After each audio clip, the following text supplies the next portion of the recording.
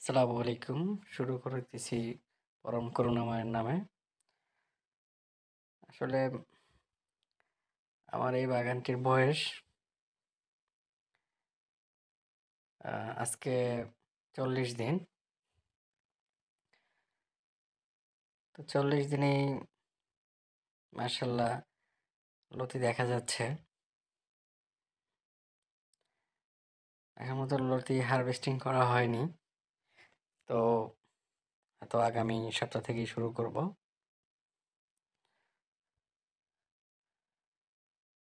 দেখতে পাচ্ছেন আ প্রতিটা গাছের থেকেই কিন্তু লতি আসতেছে। এটা হচ্ছে যশোরের লতিরাজ কচু। এই কচুর লতি আসলে দেখতেও যেমন সুন্দর, ওর আসলে খাইতেও তেমনই আসলে টেস্ট। আমার এখানে প্রায় 25% জমির উপরে মূলত আমার এই ছোট লতি বাগানটি। আমি মূলত আসলে শখের বশেই বাগানটি করেছি। তো সাথেই থাকেন, দেখতে থাকেন। আর আসলে আমার বাগানে ব্যাপক আসলে হয়ে গেছে, ময়লা জমায়ে গেছে। এটা বলে আসলে ছোট ছোট যে ট্যাপপোনা জাতীয় এরকম, এই জন্য আসলে প্রত্যেকটা গাছের থেকে কিন্তু লতি বের হয়েছে। লতির সাইজও মাসাল্লাহ মোটামুটি ভালো, কিন্তু দেখা যাচ্ছে না ট্যাপপোনার জন্য। আমাদের এলাকায় আসলে ট্যাপপোনা বলে, অন্য এলাকায় কি বলে এটা জানি না। প্রচুর পরিমাণে আসলে এরকম একেবারে গোড়া ঢেকে গেছে, শ্যাওলার মতো দেখতে। ছোট ছোট গাছের গ্রোথ আলহামদুলিল্লাহ ভালো।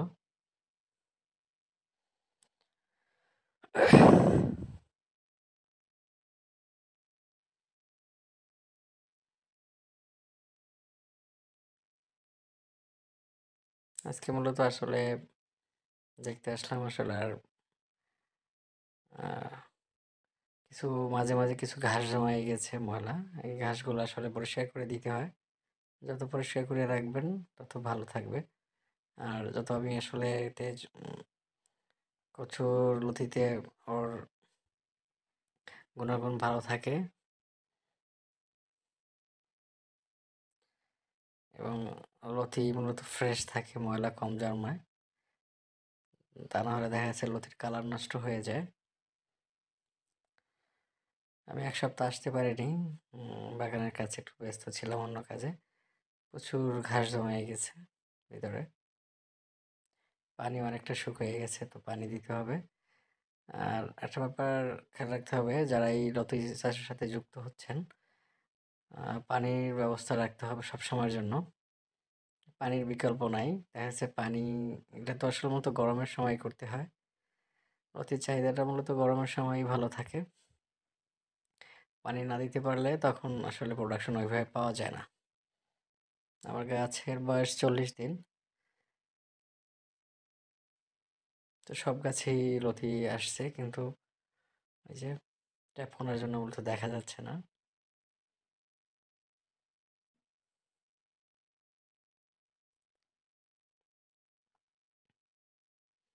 আমার এখানে প্রায় 3000 প্লাস গাছ আছে। গাছের জাত লতি গাছ, প্রথমত যশোর থেকে কালেকশন করা হয়েছে আমার এই জাতের চারা।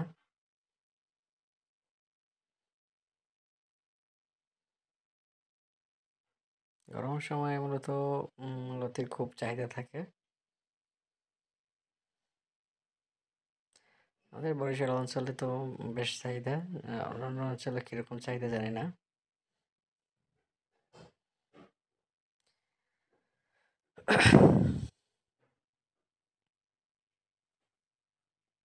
লতি কম বেশি আসলে সব মানুষেরই পছন্দের তালিকায় আছে।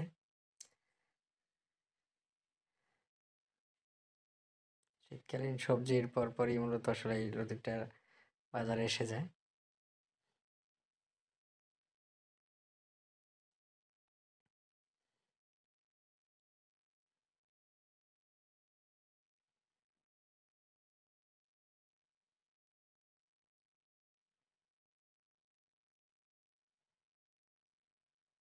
কেউ করতে চাইলে মূলত এই জারটা করতে পারেন।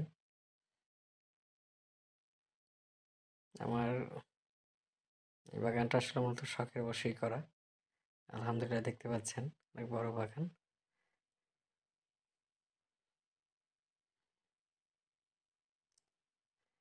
সব গাছেই বেশ লতি আসছে। পানি মোটামুটি শুকিয়ে গেছে, আজকে পানি দিতে হবে। পানি দিলেই মূলত পানি সবসময়ই রাখতে হয়। পানিটা অনেকটাই কমে গেছে। যত পরিষ্কার করে রাখবেন তত গাছের গ্রোথ ভালো থাকবে, প্রোডাকশন ভালো আসবে, লতির কালার ভালো থাকবে।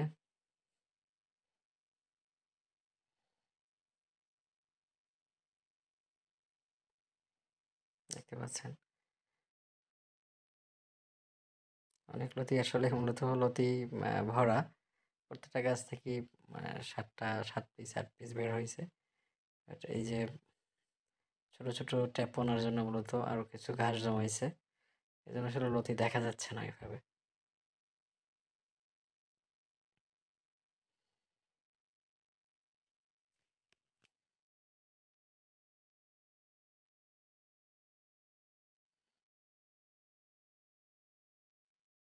আমার ক্যামেরাও আসলে অত ভালো না, এই জন্য আসলে ভালোভাবে দেখাতে পারছি না।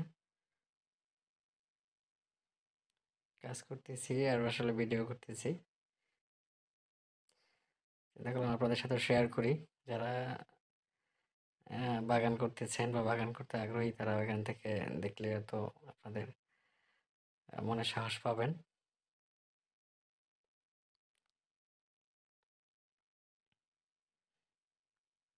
দেখতে পাচ্ছেন গাছ এখনো ছোট।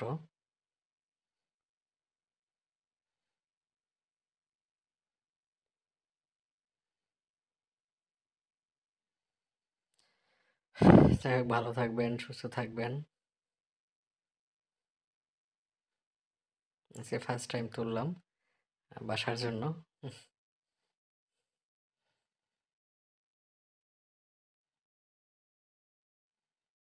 নিজের বাগানে নিজের চাষ করা সবজি খাওয়ার মধ্যে আনন্দই আলাদা।